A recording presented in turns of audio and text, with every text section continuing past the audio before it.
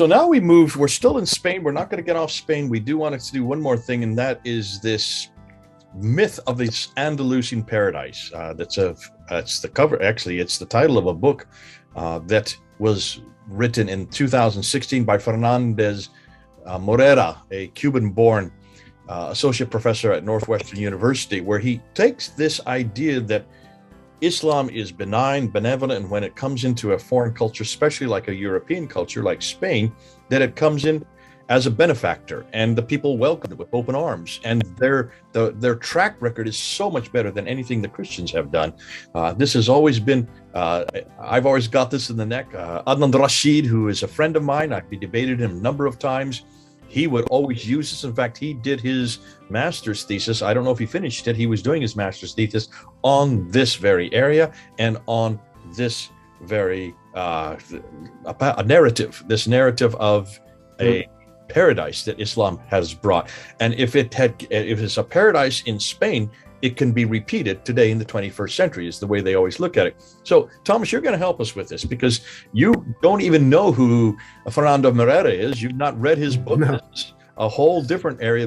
You're going to bring it from the German standpoint, from the German scholars, and from your own studies.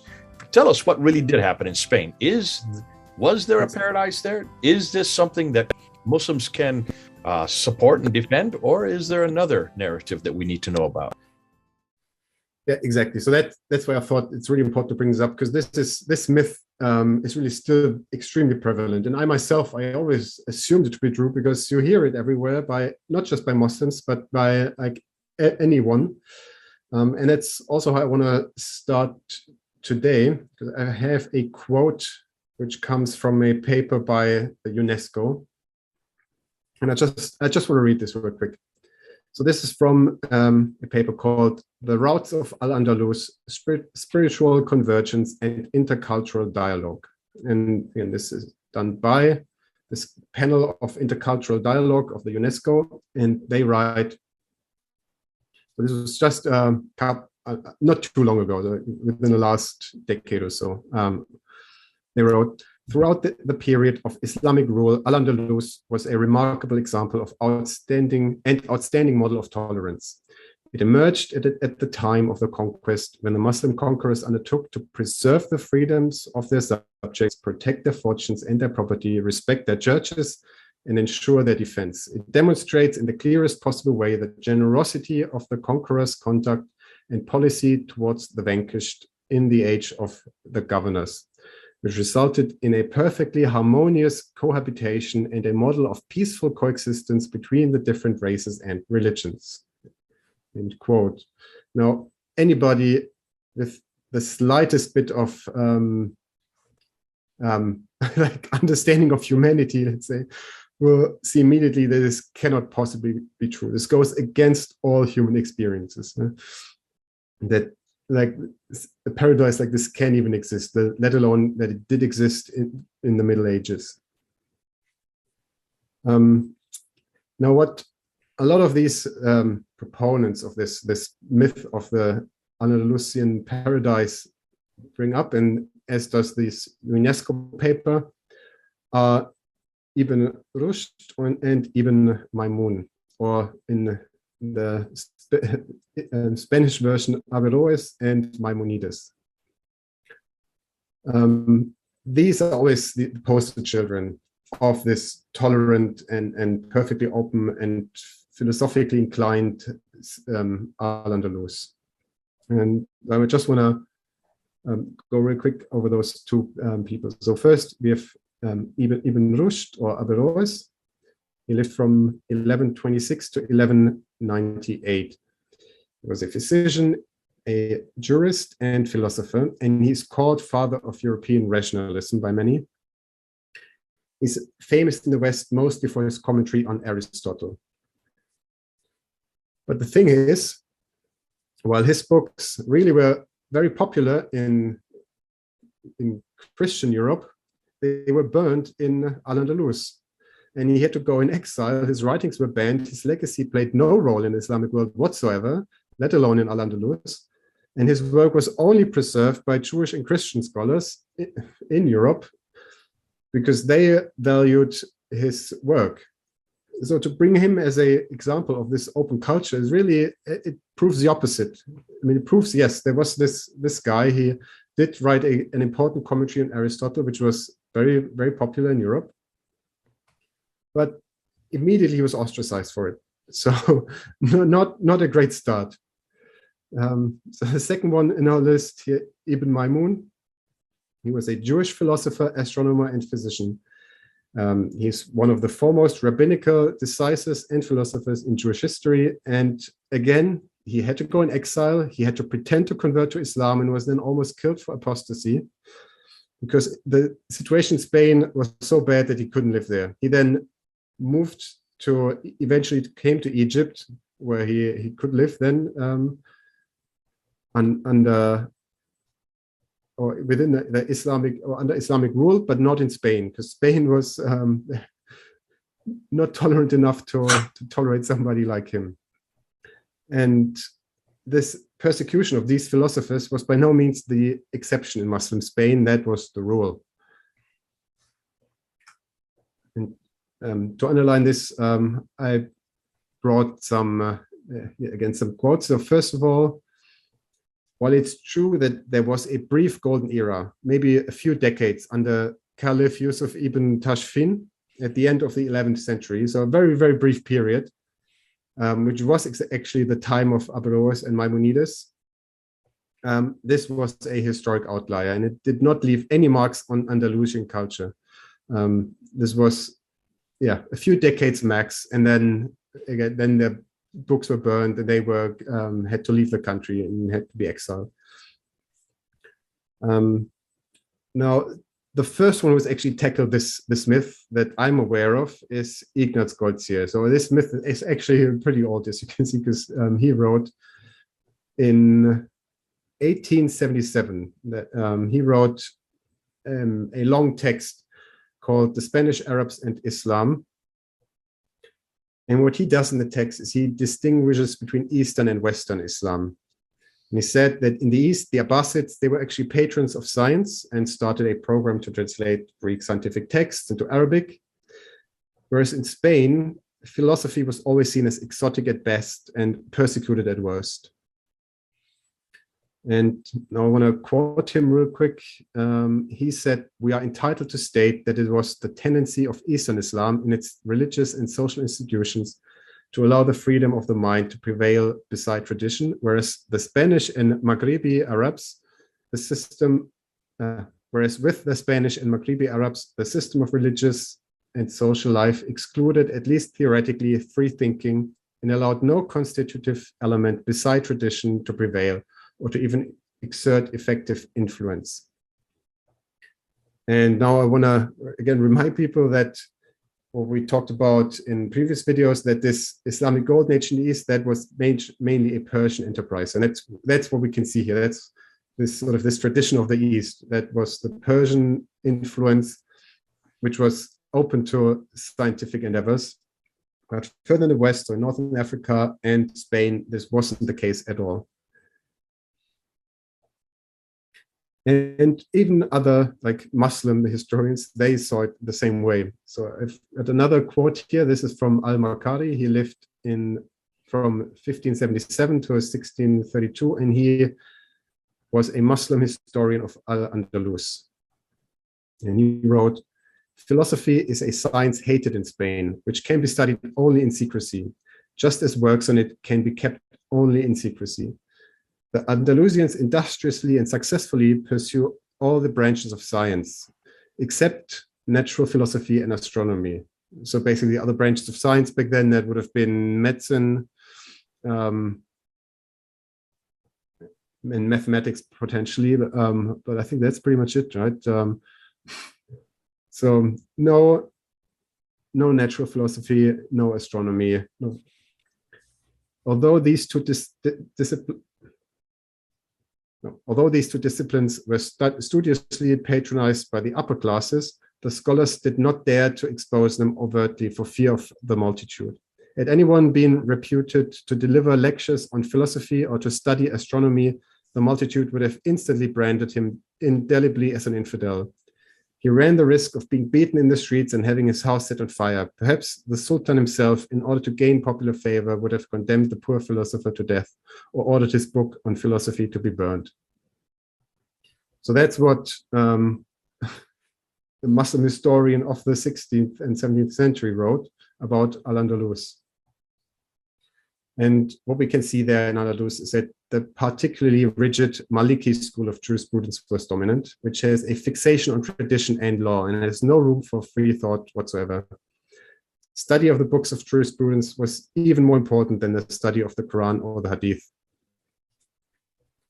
So, yeah, I mean, there goes this this fantasy of the paradise of Al-Andalus. It was the exact opposite. It was a dystopia, if you will, like no room for anything outside of tradition and law. And with that, actually come to the end for this presentation. So in summary, what we can say is that looking at the Spanish conquest, the conquest of Spain by Berbers and Arabs started out as Visigoth civil war. The invaders were anti-Trinitarian Christians. The Spanish Christians don't mention any new religion for more than a century. Church sources only mention a rise in anti-Trinitarian beliefs. This anti-Trinitarian Christianity tips over into Islam more suddenly than in the East, and Al-Andalus was not the free-thinking utopia, it was rather the opposite. So just as you've been going through that summary, it's a summary that is material that is new for many of us. We've known about the Andalusian problems with Morera's book that came out in 2016. Goldziher back in the 1920s is much, much earlier, and it's the German schools seem to know about this before those of us here in the West. Interestingly, Morera is Spanish speaking himself, and that's why he went back to the original Spanish documents, and he went right back and went to the very documents that gave the whole historical context and showed that when the Muslims came to Spain, there was no such thing as benevolence. They actually, in many cases, there's case after case where they had all the people in a town and village go into the church. They would lock the church and then they would burn down the church with everybody inside. And you can see the persecution and just the despotism that went through Andalusia by the Muslims is completely opposite than that UNESCO report that you have. Why? Let me just ask you. I mean, before we get into this whole thing with Andalusia and what this myth that has been perpetuated, you're bringing into context a whole different timeline than what we're used to. You're showing that Islam in the West took much longer. You're proving that if you look and see what was happening on the ground, if you look at letters of the bishops, if you look and see what the writing is that took place in that time by those people, they're giving us a different timeline, a much longer timeline, a much slower timeline of Islam actually being penetrated, and that there was an antecedent of anti-Trinitarianism that was there with the Visigoths, that was there with the Ibadis, bring it over and actually introduce it and influence the Berbers, and then the Umayyads who then take advantage of that and move right in and take over then Spain, because the anti-Trinitarian was already there in place. It made for an easy way to take over the power at that time. But this did not happen at all in the 7th century between 622 and 661 that we've always been taught. This happened right up until 850, up until Rahman II really was the one that introduced it in a big way as an authoritarian environment. So that's a whole different timeline, a whole different context. By looking and seeing that the standard Islamic narrative is hopeless, even on something as important as this. I hope people are realizing that we've got to throw the standard Islamic narrative out. And we've got to do what you've done, Thomas, what the Germans have been doing, and that is going back and reading what the documents on the ground. Ignaz Goldziher did that. And that's why it's important that we go back and see not only what he is saying, but also Al-Makari, who is a Muslim himself in the 1500s up to the 1600s. He even was saying that there was a hatred of philosophy in Spain. I don't know why today there is this view of Spain being a paradise. Where do you think this came from? How did it become so strong a narrative? We can trace this actually rather nicely, but it's it's a long story. So it really starts with let's say the Reformation, because back then Spain was obviously the poster child of Catholicism, and particularly in the Netherlands, which used to belong to Spain, but which then became Protestant. There was a lot of anti-Spanish propaganda because they wanted to be independent, and they used the religion as well. And then this sort of got transferred over to England, where it persisted for a while. So there's always this image among the Protestants in Europe that Spain is this evil country. They have the evil Inquisition and so on. So that was one element. A couple of centuries later, then came the what's called Romanticism period, right? And now these people, they look back at the time before the Reconquista, and they idolized it a little bit. So they looked at it in this romantic way. They looked at those old palaces. And oh, this must have been great people. So that's sort of what was going into the 20th century. And then we had the Spanish Civil War. And there we had the fascists who used this Reconquista language, right? They say we need to take control of Spain back. So like like in the Reconquista against the Muslims.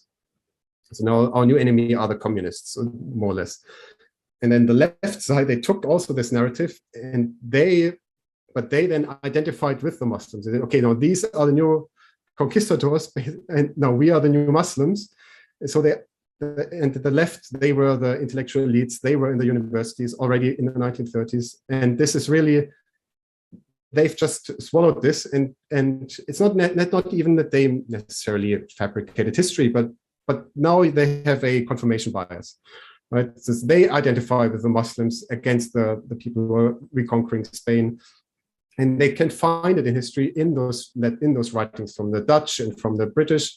They can find it in like the stories from the romantic period, and it really has ingrained itself in academia because of it, and it's spread from Spain across the world really. And it's only in recent years that people are remembering again, like this time before the Spanish Civil War, when people like Ignaz Goldziher were more open to actually looking at the real history. And actually look at the evidence on the ground, because yeah, as I said, I think what we've been seeing is a lot of confirmation bias, people wanting this to be true because they identified like with the struggle of the poor Muslims who were kicked out by these evil Catholic conquerors. Well, fascinating. So it's really what you're saying is it's all reactionary. Yeah, on all sides, like everybody uses history to tell like their story, their mythology, and at some point it's just once people start believing it, then we get these consequences. Yeah. Well, listen, you've done a great job by going back to the time period, by going back to the events of that time, by going back and putting it into a timeline so we can follow it date by date by date, person by person by person, and showing who are the major players in their context at their time.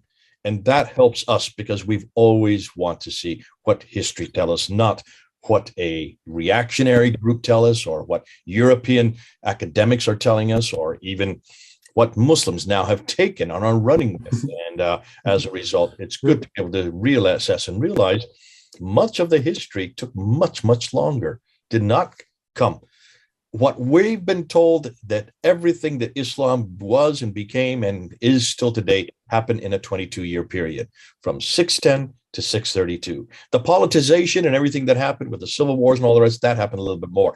The entire eradication of Christianity from Northern Africa, that happened within a 40-year period between 622 and 661. What you're hearing now with these episodes that Thomas is giving us, no, it didn't happen after that at all. And to understand it, go back to the 7th century. Just follow what was happening. Look at the letters that are there. The bishops were writing. The coins are there. The artifacts are there. The inscriptions are there. Even the mosques are there. And they're not pointing towards Mecca at all. So there's something else happening here. It's when you start looking at all the artifacts on the ground, Don't listen to the philosophies that are coming out of the narrative that's coming out of the Abbasid period. That's all that we've depended on. Let's look at the rocks.